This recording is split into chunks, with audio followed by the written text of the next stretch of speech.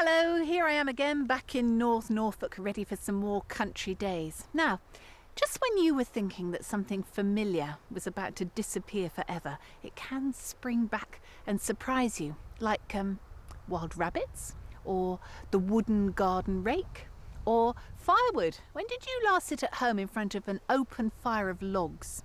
Or steam engines. Now, they're definitely making a comeback. But you know, that's what we like on country days. Things from the past that never really go away.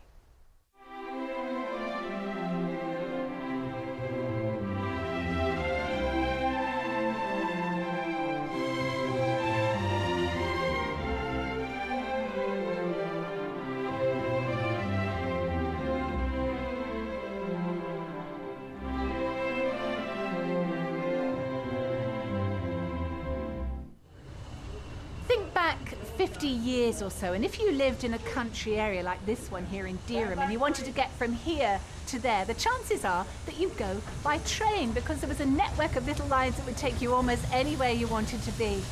Well, how times have changed, because now trains only run on main lines. But wouldn't it be lovely if we could go back to those heady days of the 50s? If only.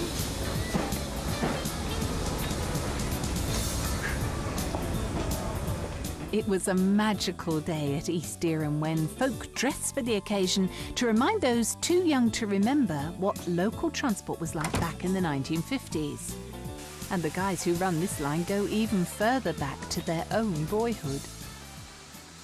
You're just playing with a very, very big train set, aren't you? Yes, we are, yes. I don't have to pay the bills. What is it about trains, and especially steam trains, that you love? Well, I was brought up through the steam era, wasn't I? You know, we used to travel on steam trains when we was young lads. In these parts? Yeah, I come from a little place called Lemwade. I was on the Midland and Great Northern, that was. The Muddle and Go Nowhere. Muddle and Go Nowhere, that's the one, yeah. And this was the Great Eastern. We're always told that trains used to run on time. Is that so? It's hard to say, really. They had their moments. I mean, I've sat at Norwich City Station to come home on a Saturday night when the train was supposed to have left at, say, 10 o'clock, and you still sat there 11:15. Because they hadn't Some people would say things just don't change. No, they don't change, not really, no. No, the food has got better. There's not the magic anymore. It's the sounds and the smells, I think, is what did it in the steam days. Is it the magic, do you think, that people come for in a day like this? Yeah, that is. You mention steam on a preserved railway, and they flock here. The parents like to bring their little children. I used to ride, or grandfathers, I used to ride on one of those. You know, the kiddies are intrigued, they are. You know, the noise and the smells. They wouldn't want to work on one, mind you. Not shovel and cooling, they wouldn't.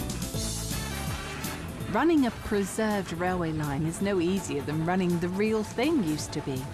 There's never any trouble with historical authenticity, as all the rail stock is for real.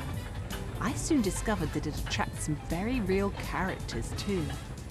So Richard, what's your job on the train today? I'm the guard today. Why does that job appeal to you? Because it's you know, you're in control of the train, and it's all down to you to what happens on the train. So it's an interesting job. You're the controller, yeah. Aren't you really? Yeah, the fat controller. Is that what you're saying? I didn't say that. I know you came from aristocracy.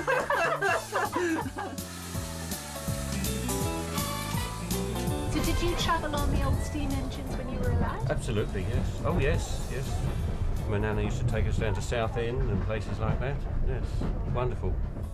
Not all the passengers are dedicated to steam alone. I used to go on a train till in my younger times. That was motorcycle. I had 20 years motorcycle, different motorbikes, you see. And then you didn't go on a train then because you were getting the thrill of motorcycle, weren't you see? Out on the station forecourt, a sight to send transport historians into rapture. Bikes, buses and cars, all of the right vintage. Those who came with the right spirit were rewarded by the authentic mood of the 50s. For Chris and June Allen, the 50s were definitely a romantic era.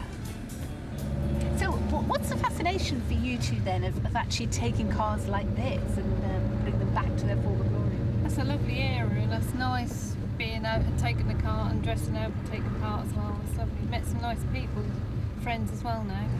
So this car actually would have been doing the rounds in Dereham in the 50s, would it? All in this area and Great Yarmouth, because originally it comes from Great Yarmouth, Did Did any posh people have cars in those days? Mainly doctors and solicitors, and of course, but obviously cars like this were also used by the police. But I'm very pleased to see you've got the indicators that come up and down like wings, don't they? That's right, they certainly do, yes.